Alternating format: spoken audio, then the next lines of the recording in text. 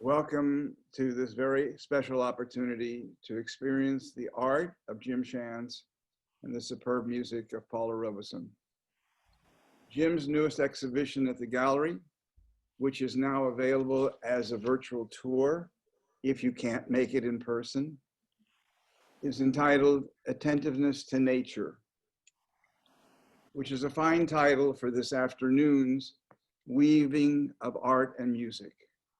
We'll try to touch upon the issues of the poetry and nature alongside our need to better respect and preserve the world around us. We've worked with Jim since 1987, which seems like a long time, Jim. And during that time, we've presented 18 exhibitions of his work. He's remained true to his profound love of and respect for the sacredness of nature. By chance, Paula walked into the gallery one day about 15 years ago, maybe a little longer. It was during an exhibition of Jim's work, and we were playing her recording of the Bach flute sonatas. Fate, Kismet, Beschert in Yiddish, meant to be. Paula fell in love with Jim's work, and the first CD, Places of the Spirit, the Berkshires, was born. Our joy of bringing these artists together led to the rather wild idea of traveling to Israel together with the hope of producing a second CD, Holy Land, Places of the Spirit, and it happened. We worked with the Jerusalem Foundation and gallery patrons to realize this amazing collaboration in 2004. What a memorable journey. And in both instances, there is a catalog of Jim's pastels and paintings and Paula's music. So those are both available. And during the presentation today, some of those pieces of music will be interlaced with Jim's work. This afternoon, we've asked Paula and Jim to share mostly Jim's images from Jim's present exhibition, but to intersperse them with recordings of Paula's playing. We hope that the combination will provide you with a taste of the pleasure and the nourishment that our triangular friendship has created. Jacqueline Belfield Gertner has written in the catalog, for Jim Schantz, moments of change are moments of celebration. Our forests, waters, and skies shift and renew in ways that we may take for granted or simply fail to remember. We'll share Jim's images and play Paula's pieces side by each, and then exchange questions and ideas and responses, and of course, memories. Many of you have submitted poetic responses to Jim's painting, Misty Morning, Housatonic Bend. The top 3 have been selected, and they're now ranked. And at the end, Rose will read them. The first will receive a signed print of Jim's entitled Olive Tree, Mount Zion toward Kidron Valley. And the other 2 will receive signed copies of the book, The Places of the Spirit. As we begin to share the art of Jim alongside Paula's music, let me share with you words and wisdom of Brother Thomas, who was a dear friend of both Jim and of Paula. We are not material beings on a spiritual journey, but spiritual beings on a material journey. Please try to keep his words in mind and in your spirit as we now present images by Jim and music by Paula.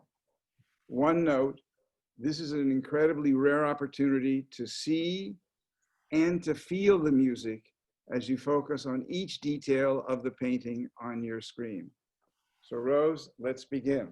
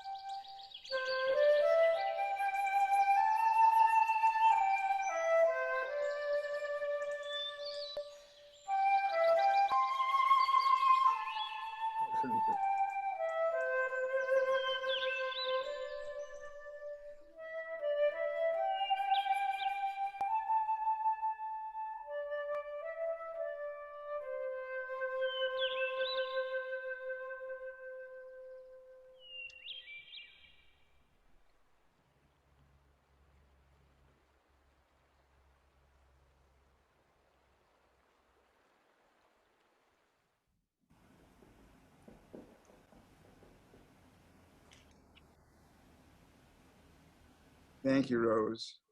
Let me begin, Jim, by asking you a question that has to do with the 20th century, especially the early part of the 20th century, and artists who tended to focus singly on the human figure. Beckmann, Picasso, Matisse, Otto Dix, Chagall, a whole range of them. However, certainly post-war, World War II, the artists tended to be drawn away from the human figure and rather to abstraction or to nature. In a way, how did you get to where you are in terms of the choice of subject matter? And in a way also for Paula to respond to her view of whether or not the music that she tends to play really represents a kind of human involvement in nature or nature's involvement in the human condition. So Jim? Thanks, Bernie. First, I wanted to say how grateful I am for that relationship we've had for 33 years with you and Sue. And also grateful Paula's joining us today.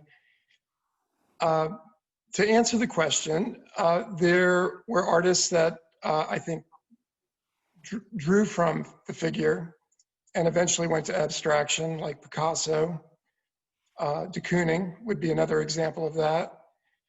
I believe Beckmann, as well as Chagall, were both really more into a narrative with their work.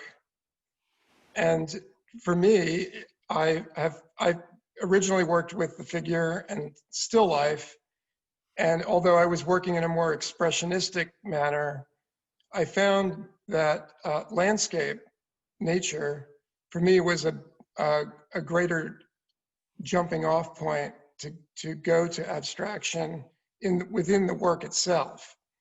That nature really gives us the opportunity to explore so many possibilities with light and changes in season that it was able to afford me that universal quality. And you have artists like Diebenkorn, for instance, who started with the figure, then went to landscape, and then totally to abstraction. So for me, it's nature offers this great universal quality that for me, it has unlimited possibilities. Paula, how would you feel in terms of thinking of both the music that you play, the way that you play it, in its relationship to us as human beings and to the world around us? Well, I'm so glad, Jim, that you mentioned Chagall. The choice of the artist who influenced you was so interesting to me. And Chagall was kind of, I thought immediately of his figures floating and in nature and regarding nature. And I think coming out of the earlier periods where it was all me, in the Romantic period in music, for instance, the music of which I don't have a huge opportunity to play because there's not a great big repertoire for the flute from Brahms and Beethoven and the me, my experience. I talk about my experience in nature, but rather my repertoire is with the French composers Debussy, Ravel, which would be like Chagall in nature and trying to describe in some way in music things which are indescribable, the mystery that we encounter, and composers like Leon Kirchner, for instance, the American composer whose music I love, he was always trying to get to the green place where we would sit with greenery all around us and somehow try to understand the mystery that we found there. And that's what I was so attracted to in your work, Jim, because I found that place, that middle place of wondering. and being there at the same time. That's so perfect, because the quote from Abraham Joshua Heschel that I wanted to share, and is at the beginning of the Places of the Spirit, the Berkshires, is as follows: awe enables us to perceive in the world intimations of the divine, to sense in small things the beginning of infinite significance, to sense the ultimate in the common and the simple, to feel in the rise of the passing the stillness of the eternal. Oh, it's so beautiful. So it's just like amazingly important. Let's, Jim, talk briefly, if you would, about your sense of place. Does it have to be a specific place? Are there places that you're more comfortable? And in the webinar we did a couple of weeks ago about Tony King's work, there were only specific places that he would go to. I tried to convince him to come to Japan with us because he has this wonderful eye and could capture it in a way that none of us would have seen, but he was not comfortable. Well, it's true. I feel that, again, the landscape became central when we moved to the Berkshires. And there was something very special about this place. The scale of the mountains. The mountains almost have the feeling of sleeping figures, for instance. Monument Mountain is central to our area, and that's an image that comes up again and again. So it almost becomes it's a symbol for other things. It could be a symbol for figures. The river, moving next to the river, had a great influence on my work in many ways, and it really became central. It still is. And there are certain places on the Housatonic that resonate with me. And again, it's like my Rouen Cathedral or Monet's Haystacks, for instance. It's a place I can go to again and again and see it in different types of light. And it's ever changing. So it does have that eternal quality, and it takes us to another place. It's a place to meditate. And I do find that having that relationship and closeness is really important. On the other hand, when we went to Israel, for instance, and discovered that amazing landscape, it had a great influence. It was good to get out and to see other types of landscape, for instance, but also in that journey and experience, the people, all of that adds to the creative process. Certainly the music, Paula. May I just say something about the Housatonic? Because when you mentioned that again, like, oh, my heart went. Because Charles Ives wrote this amazing piece as part of 3 Places in New England, the Housatonic at Stockbridge. And in that piece, he gets these layers of sound and mystery that I'm sure also Aaron Copland experienced, probably in A Summer at Tanglewood, when he wrote the second movement to his duo for flute and piano. I don't know if there's some flute players watching and listening right now, but if you think about that and look at Jim's painting, that second movement with all its layers of sound and mystery are so much attached to that amazing part of Massachusetts, that western part, which has a light which is unlike anywhere else that I've ever experienced, and tremendously inspiring, spiritually as well as just artistically. Spiritually.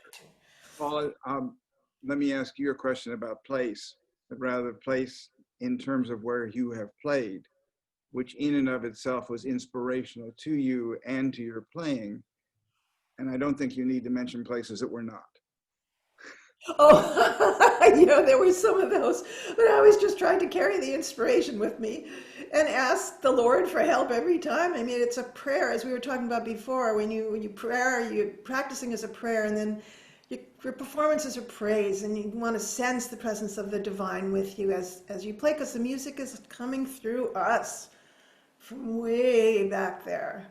And you asked me, I could name some wonderful concert halls where I've been very happy, but I think that one of the greatest moments for me was when a dear friend, Priscilla Morgan, when we were in Spoleto in a restaurant. And Buckminster Fuller, she had sort of made a friendship between us that was so special and lasting for me. And Bucky was at lunch at this restaurant, and she said, Paula, go back into the bushes behind the restaurant. Bucky won't see you. And then play Syrinx.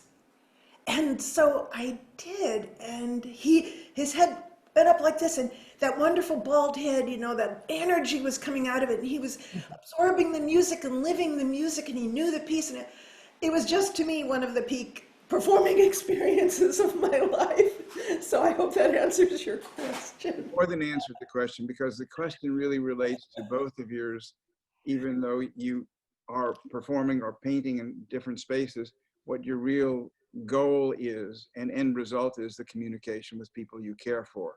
And so out of both of your art, there is a sense of shared relationship, shared commitment to humanity. And it's just been an amazing opportunity to know the two of you, both when I use the word triangular friendship, it really has been a remarkable thing. But again, it has to do with people, places, and relationships. And if you will, the sense of chance and the divine. We're going to move on to the second piece. And thank you, Rose.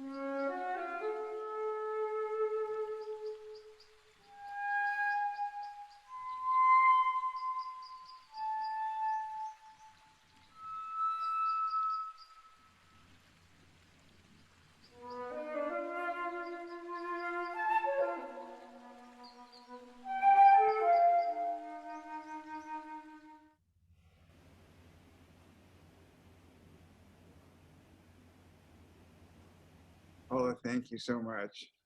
One of the things that I wanted to ask both of you about has to do with the word inspiration and whether or not it relates to place, to faith, or to an inner calling, and how that directs you in your art and in your life. Jim? Well, faith and the creative process are interwoven. Art making is a proclamation of faith. That process of doing and meditating, and it could be meditating on your love of family or your love of worship in terms of your God, or what it is that really is central to love. So it comes from the spirit of love within, and that exchange between creating a painting and nature being one is central. I think all of those work together in the creative process. And Paula, for you? Oh, well, it's been a long journey. I'm getting older, but I feel like I'm still on the journey, the questioning. As you know, Bernie, I come from a very rich Jewish background with a loving family life. And that tradition I have always held in my heart. And at a certain point in my life, I realized that I was a closet Christian and that I'd better come out. So I did, because that was the way that it seemed to me that I had always been. And to be able to express my thanks in that particular way, with that particular tradition, carrying with me the riches of the Old Testament into the New Testament. It just seemed to make sense for me in my life. So, and it helped me, you talk about inspiration, it helped me define what it was that had been motivating me all the time that I was playing the flute. There was a light I was following, and I wasn't sure where it was coming from. Of course, each one of us has our own way to approach to the divine, to creep closer to the mystery. And for me, being a Christian is combined with all the others to give me the answers of why I do what I do. So it includes all my traditions and is a constant inspiration for me. And the idea of love, Jim, that's what it's all about. It's about love. And so to be able to give thanks for a kind of love which I particularly experience has been a great inspiration for me. And you asked about what happens before a concert, Jim, and we were talking before this webinar. And that's always been it for me, if I walk out on the stage and giving thanks. I'm just so grateful to be there.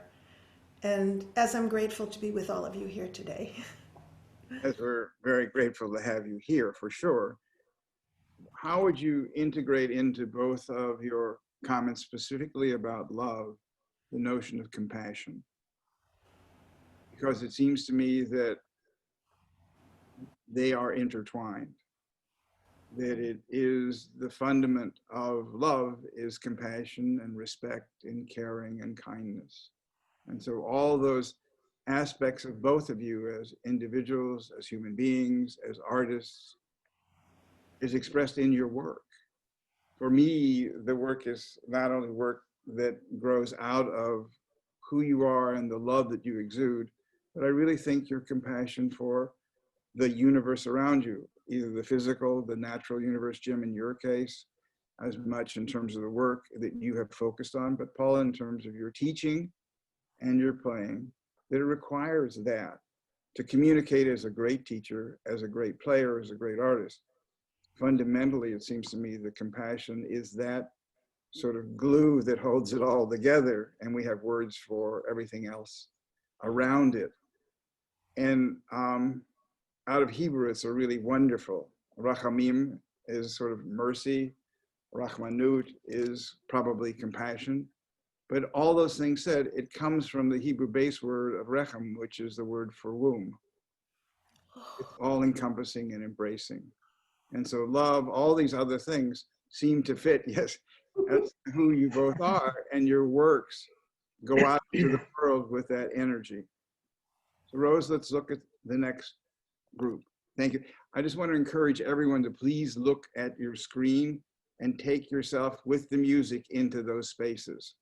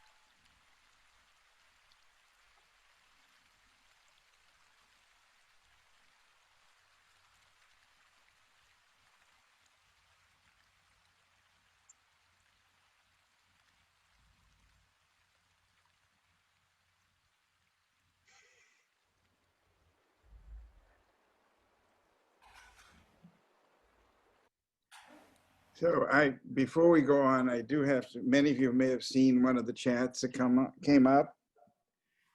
Hi, Grandma. So I just wanted, there is a kind of nepotism that goes on these activities, but that was a lovely comment from your granddaughter, Paula. Yeah, my grandson. But it wanted me, and the sort of moon at the very end of it brought to mind very much the question of the healing capacity, both in both your arts as it relates to nature. Jim, you've created pieces, and Paula, you've now created collection of pieces that are going to be shared with caregivers that we'll talk about, and I'll ask you to talk about in a minute. But clearly, I think both of you have approached your work and your lives as that of givers, of caregivers, of healing givers. So Jim, is that in fact correct, or did I make that one up too? I believe it's correct. That's why we're so tired.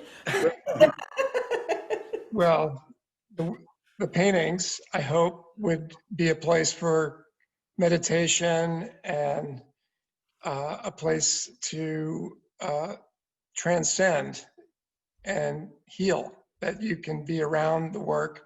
We've placed paintings in places where care is given, hospitals in particular. And I hope that people who are with these paintings get that type of resonance. But there's also the aspect of helping with the art in the way of donating, to give the work to, in cases where we've given pieces to places of worship or hospitals again, and also fundraising through art, which for both ways for food banks, for instance, or for environmental causes. So all of this, it's very holistic. I think that I feel grateful and to be able to do this. So it is really, to me, it's a give back. You want to give back, not only with what the work offers in itself, but in any other way possible. And I think that feeds into the work. I think that will come back into it. And it's, again, it's the relationships too, like us together, sharing with people of different disciplines. So all of that works hand in hand with making the art, which is a great part of it too, which obviously that's, in a lot of ways, that's the reward. By sharing and by giving in the way that you're talking, the art then takes on an energy that is in it, but also well beyond it, because others are investing in it. They are part of what you have created. And in being part of what you have created, they themselves are also energized. So Paula, I know any number of causes. In fact, we met around one of those causes, Camp Hill. Yes, Camp Hill, that's right. And you gave your house for our series that we started here in Boston. But the reality is that so many musicians, and you among them, give so freely to support those things that you believe in and use your art as a means of supporting them. And if you could just talk briefly about what you have created, and then we can then discuss, or Rose can certainly share with us, how people can access it. Well, to kind of put it in a spiritual sense briefly first, I believe, as Jim was saying, we give, we put our, in his case, images out there. And in the case of every musician, we put our sounds out there in the air, into the cosmos. And I do believe that it continues to travel, and that every note that we play is a healing note. Our planet is so sick right now because nature, for all that, nature is never spent. Nature will be there, but our planet is ailing and we need to help repair the damage that we've done as human beings and enjoy its bounty. And so I really feel that when we get discouraged, especially in these difficult times we're all going through, we have to know that every note we play is important. And that's at where I teach New England Conservatory. Our wonderful president, Andrea Kalin, continues to say that. Don't be discouraged. Just know that music is of prime importance and will be after we are through to the other side of this, and we need to repair each other and help each other. So I think we have to keep that as a talisman, sort of like hold on to it as that what we're doing is important and continues to be. And in a specific way, I think I try to find ways that I, as a flute player, can help.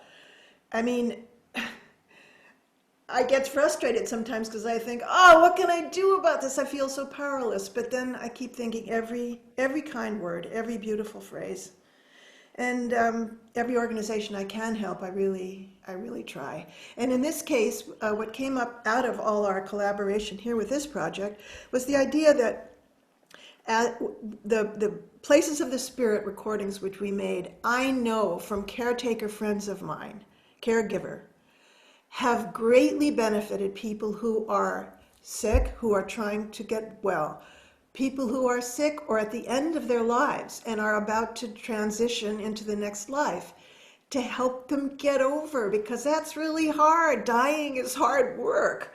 And to have the courage to just let go and take the step over. And actually, I was mentioning Priscilla Morgan. She's one of the ones, people holding her hand on both sides, and she asked for my music. And so somehow the sounds of these pieces we've been listening to helped her let go of this life and get into the next one. And so we thought maybe in a specific way we could make a collection of the pieces from the two albums we made and make something which doctors, physicians, people who are in hospitals and on life support still can hear. And so maybe this music could be of help to them. And so thanks to you, Bernie, and Rose Montero, who made this put things together for a collection from the two CDs. We have about almost an hour of music, which we'd like to just make available to everyone who wants to use it. It could be people who are well, or people who are trying to take care of their kids and just need a break, just to be quiet. And as winter's coming, we're going to be inside, and maybe that can take us outside into nature. The sounds we chose one of Jim's amazing images to put with it. So would you, Bernie, like to tell people how we can make this available?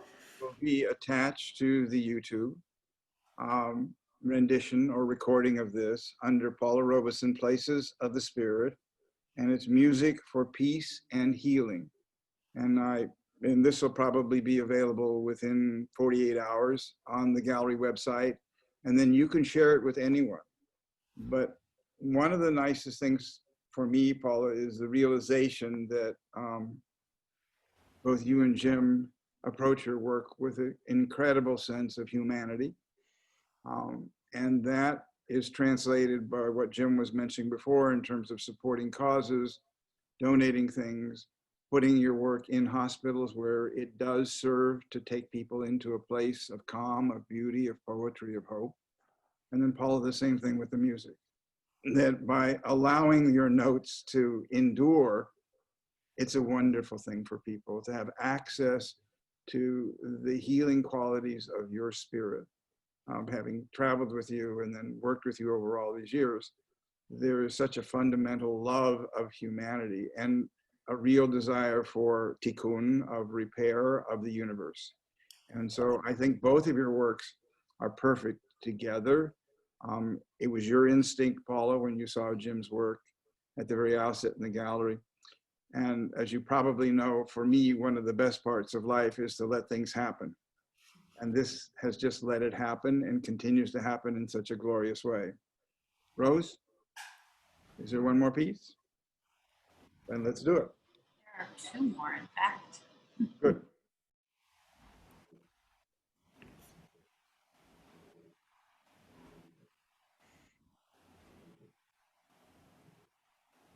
Oh, this is lovely.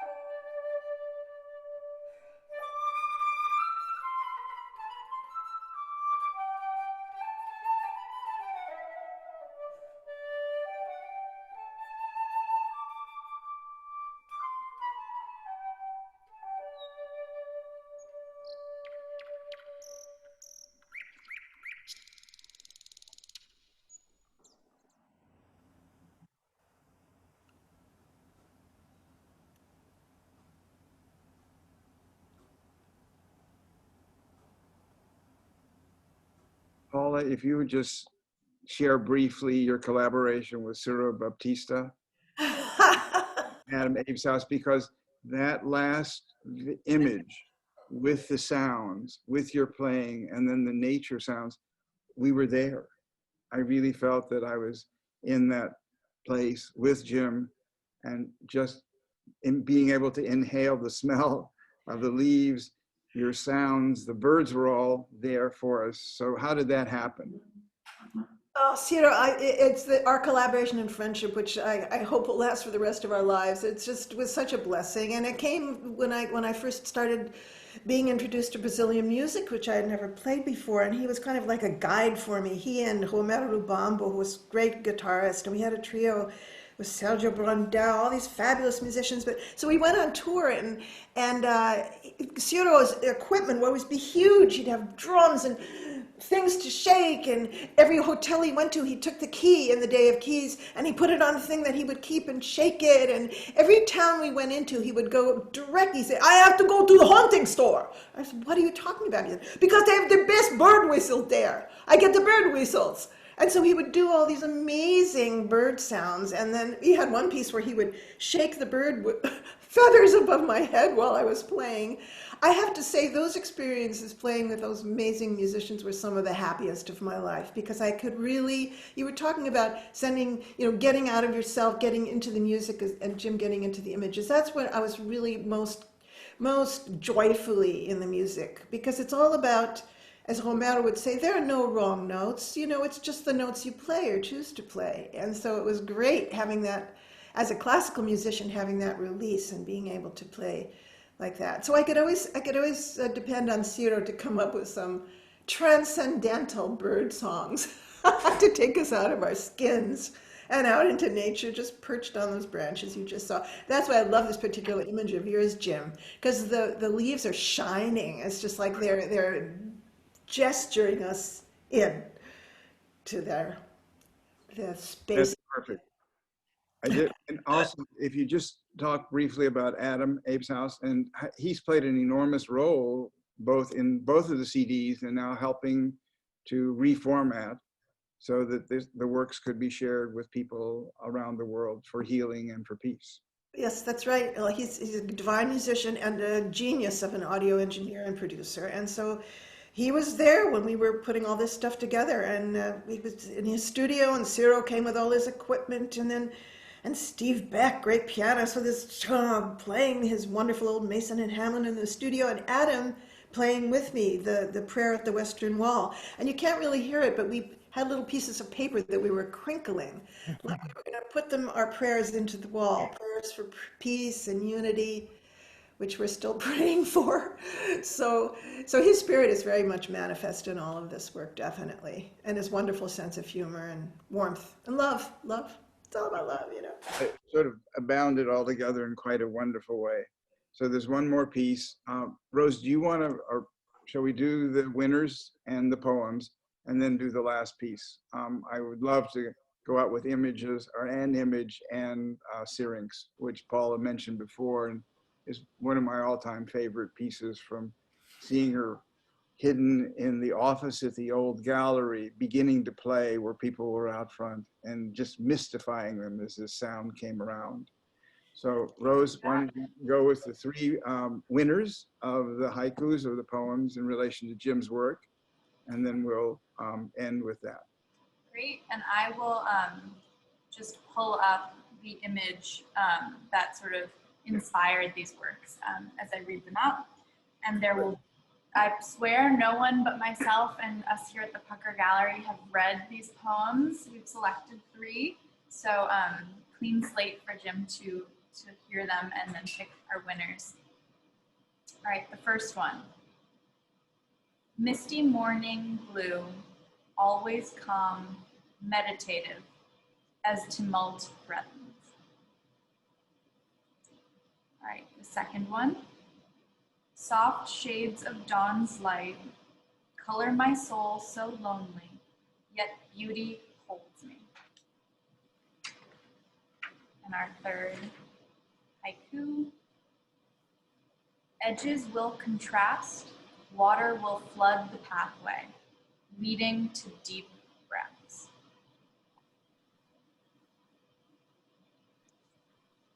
And they're great. yeah. And the winner is? And so each so unique as well. I am going, the one that I would say reached me more than the others was the second one. So I'll pick that one. All right, and just to let that winner know, that poem was submitted by Mary Boyle, so congratulations. Congratulations, Mary. So Mary Boyle, Thank you. this is, there's a vetting process that went on. This is the piece on the screen now that is going to be sent to Mary.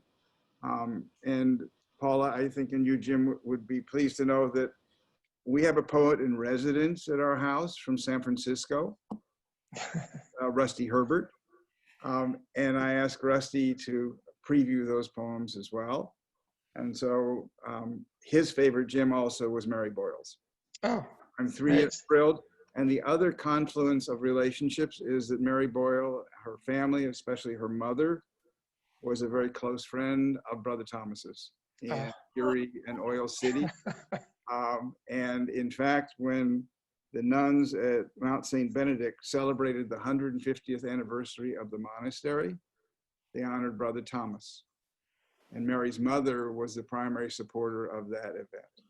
So when they both died some 10 or 15 years ago, everyone was convinced that Thomas and Helen Boyle were up there having a lovely dinner and drinking excellent wine, of course, that Helen had paid for. Let's now go to the last Wonderful. image and the series.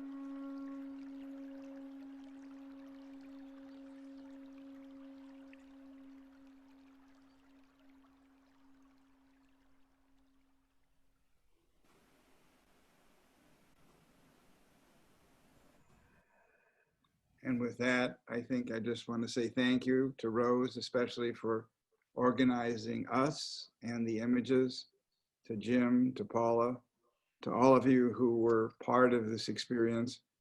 These are rare moments, and COVID has created some difficult times. It's also created some opportunities like this to share, I hope, the sense of affirmation, of love, of compassion that I think is implicit in both the artists that we are with today. And it's just a privilege and a blessing to know both of you and to have had this opportunity to share your work today. So thank you so much. Thank you everyone for joining us, and enjoy. Thanks. Thank you. Thank you. Real Thank you, joy. Bernie. Oh, my pleasure. Thank you, Paula and Rose. Thank you, Bernie. Thank you, Rose.